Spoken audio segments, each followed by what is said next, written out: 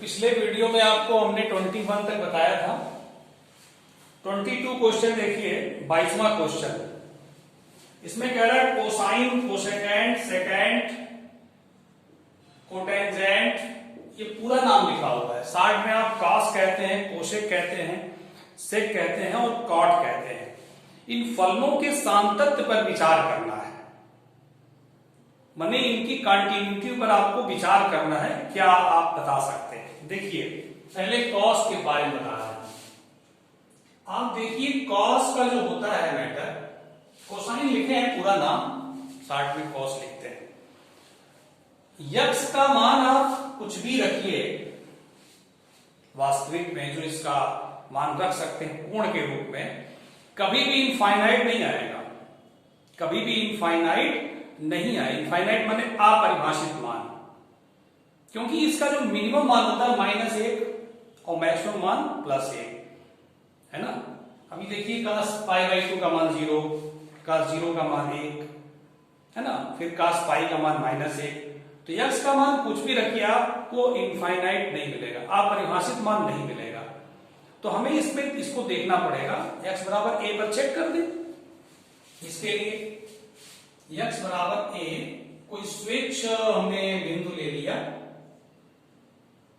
स्वेच्छ बिंदु पर, जहां a क्या है, is element of R real number, LHL। देखिए, साइन हो या कास हो, उसके लिए आप ऐसे काम करेंगे। तो limit x tends to a minus h, f(x) की वैल्यू क्या है, cos x। ये भरेंगे जब आप cos a minus h, limit h tends to 0। ठीक है। अब इसके बाद आप cos a minus b, cos a cos b plus sin a sin b, limit h tends to 0। जब भरेंगे cos a cos 0 plus sin a sin 0, sin 0 का मान 0, cos 0 का मान 1, तो यह आ गया cos a। अच्छा, अब आप RHL निकालिए। Limit x tends to a plus h, cos x, limit h tends to 0, cos a plus h। ये क्या हो जाएगा, cos a cos h minus sin a sin h, limit h tends to 0। x की जगह 0 भरिए, cos a cos 0 minus sin a sin 0। ये value 0 हो गई, ये 1 हो जाएगा, cos a आ गया। अब आप निकाल दीजिए fa पर, fa equal to cos a। तो आप देख रहे हैं, चूंकि LHL is equal to RHL is equal to fa, ठीक है। इसलिए x बराबर a पर f(x) क्या है, सतत है। इसका मतलब x प्रत्येक बिंदु पर, इस प्रकार प्रत्येक बिंदु पर f(x) सतत होगा। तो सततता पर विचार हो गई, मतलब किसी बिंदु पर ये असतत नहीं होगा, हर बिंदु पर सतत होगा। अब आइए हम लोग चलते हैं सेकंड वाले कोसेक के लिए। बेटा इसको नोट कर लीजिए। कोसेक के लिए चलते हैं। कोसेकेंट है, फिर सेकेंट है, फिर आपका कॉट है।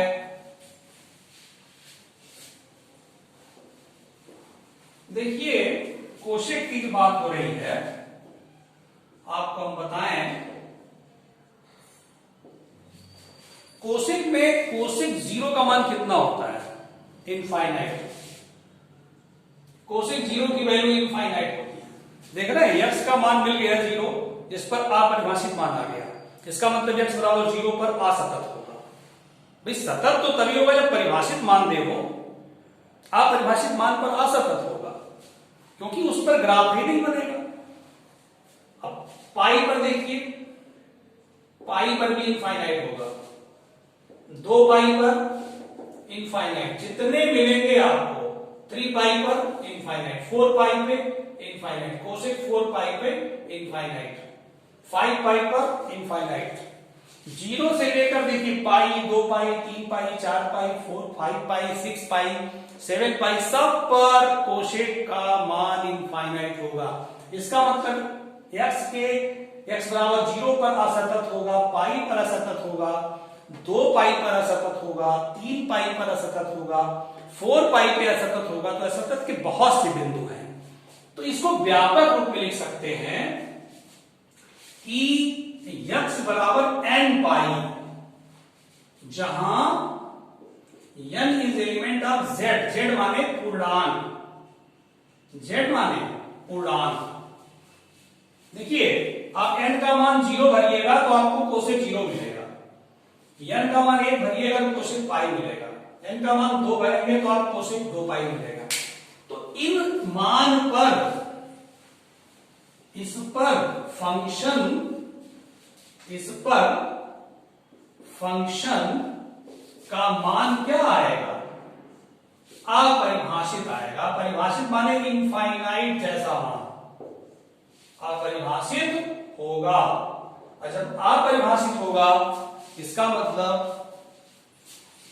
चूंकि लिख कर इसको लिखिए ना, इसलिए x बराबर n पाई पर फंक्शन असतत होगा, असतत होगा। ये क्लियर आपने बता दिया, मतलब किस मान पर असतत होगा आपने बता दिया। अब इसके बाद जितने वैल्यू मिलते हैं उन पे सतत होगा। तो असततता हमने खोज निकाला कि भाई देखिए व्यापक रूप से बताया, क्योंकि अभी आप खाली 0 लिखेंगे तो एक वैल्यू होगा, खाली पाई लिखेंगे तो भी एक वैल्यू होगा। इसलिए व्यापक रूप से आप बता दिए x बराबर n पाई पर, और जहां n क्या है, is element of z, z माने बता चुके हैं पूर्णांक। तो ये आपका हो गया कोसेक के लिए। x के जिस मान पर f(x) का मान अपरिभाषित हो, x के उन मानों पर फलन असतत होगा। अब आइए सेट के लिए, बस इतना ही करना था इसमें, क्योंकि असतत हमने खोज निकाला ना, इसके अलावा जितने भी x के मान होंगे वो सब पर परिभाषित मान प्राप्त होगा, तो उस पर सतत होगा। लेकिन हमने असततता क्लियर कर दिया, कुछ मान पर असतत है। अब आइए सेट के लिए,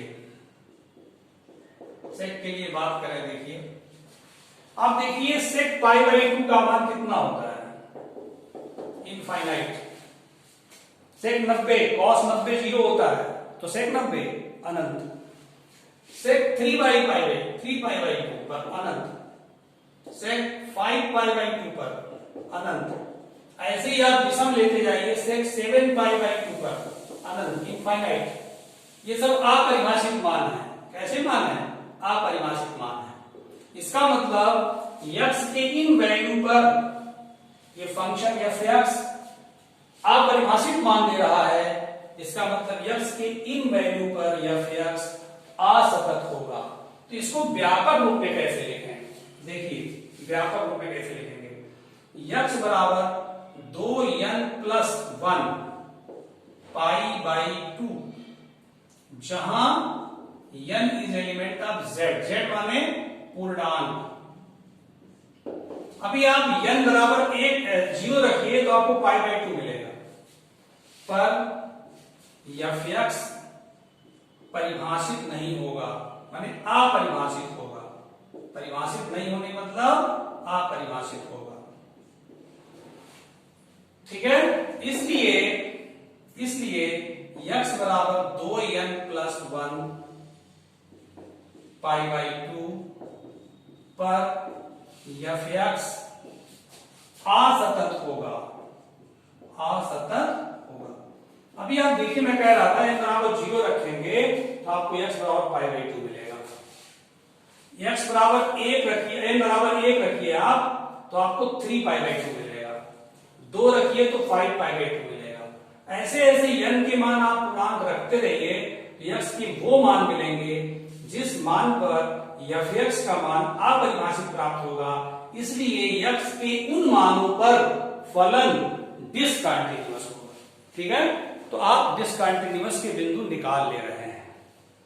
हर बिंदु पर सतत होता तब तो भाई ठीक है, चलो वो बिंदु हम बता देते, जैसे पहले बताया cos x में, उसमें हर बिंदु पे सतत होगा, कंटिन्यूअस होगा, क्योंकि cos में कभी भी इनफाइनाइट वैल्यू नहीं मिलती है, क्योंकि cos की मिनिमम वैल्यू -1 और मैक्सिमम +1 होती है। सेक में, कोशेक में और कॉट में इनफाइनाइट वैल्यू मिलती है। तो किन मानों पर इनफाइनाइट होगी, उन मानों को हम खोज निकालें और उनका व्यापक मान लिख दिए, और उन व्यापक मान पर फंक्शन एफ एक्स डिसकंटिन्यूअस है। क्लियर हो गया? ठीक ना? ऐसे कॉट के लिए आइए, इसको नोट कर लीजिएगा, ये चीज समझने के लिए बताएं, ये नोट करना था। ठीक ना? अब आइए कॉट के लिए देखिए,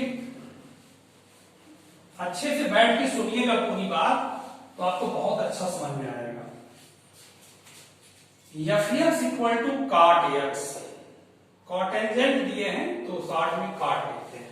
अब देखिए कॉट जीरो की वैल्यू, कॉट जीरो की वैल्यू इनफाइनाइट होती है, tan जीरो का 0 होता है, अब कॉट जीरो का इनफाइनाइट, कॉट पाई का इनफाइनाइट, कॉट 2 पाई का इनफाइनाइट, कॉट 3 पाई का इनफाइनाइट। देखिए मिल गया n पाई, व्यापक मान क्या मिलेगा? n पाई, चूंकि x इक्वल टू n पाई है ना, n पाई, जहां n क्या है? n क्या है? z, पूर्णांक है, पर एफ एक्स अपरिभाषित होगा। क्या होगा? अपरिभाषित होगा, इसलिए x इक्वल टू n पाई पर एफ एक्स असतत होगा। बस इतना एग्जाम में करना है ना, लीजिए, बस हो गया आपका काम कंप्लीट। परीक्षा में आएगा, इतना ही मात्र करना है। चलिए अब देखिए, आपको बता रहे हैं 23वां क्वेश्चन, 23rd देखिए, एफ एक्स इक्वल टू दे रहे हैं साइन एक्स अपान एक्स, फिर एक्स प्लस 1, यहां दे रहे हैं यदि x इज लेस देन 0, यहां दे रहे हैं यदि x इज ग्रेटर देन और इक्वल टू 0। ऊपर क्या लिखे इसको जरा ध्यान दीजिए, ऊपर लिखे हैं यव के सभी असांतत्यता के बिंदुओं को ज्ञात कीजिए, मतलब फलन x के किन किन मानों पर डिसकंटिन्यूअस होगा, इसको आप बताइए। ठीक है, ये ऊपर लिखा हुआ, इसको देख लीजिए। अब यहां देखिए आप, यहां पे x जब 0 से बड़ा है, 0 से छोटा है, ये देखिए 0 से छोटा है, तब जो एफ एक्स की वैल्यू है वो साइन एक्स अपान एक्स है। साइन एक्स जो है एक त्रिकोणमितीय फलन है, एक्स एक बहुपदी फलन है। त्रिकोणमितीय फलन सतत होता है और बहुपदी फलन भी सतत होता है।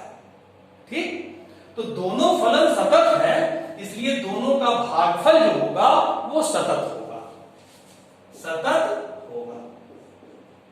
यहां पे ऐसे आप लिख दिए। अच्छा, जब x इज ग्रेटर देन 0 है, r इक्वल नहीं ले रहे हैं, इक्वल पे तो हम निकालेंगे, तो एफ एक्स का मान कितना है? x plus 1। क्या है? एक ये बहुपदी फलन है, बहुपदी फलन है ना? तो ये क्या होगा? यहां पे एफ एक्स सतत होगा, सतत होगा। अब हम x बराबर 0 पर दिखाएंगे, 0 पर हम लोग चलेंगे लेकर एल एच एल। ठीक है, तो लिमिट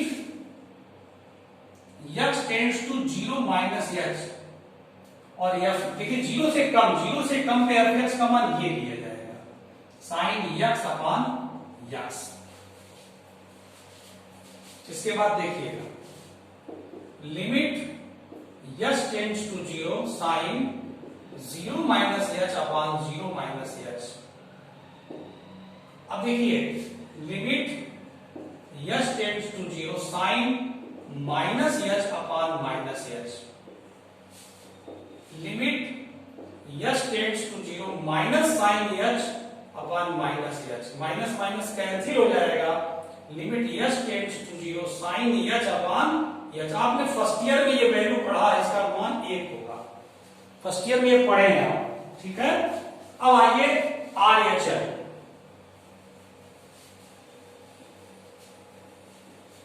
एक आया है एल एच एल, ध्यान रखिए एक आया है R H L. X equal to किस पे निकालना है, 0 पे निकाल रहा है। Limit x tends to 0 plus h. इस बार क्या लेंगे, 0 से बड़ा के लिए ये लेंगे एक्स प्लस 1, तो क्या हो जाएगा 0 plus h plus 1। Limit h tends to 0। जब ये भरेंगे आप तो 0 प्लस 0 प्लस 1 आ गया, ठीक है।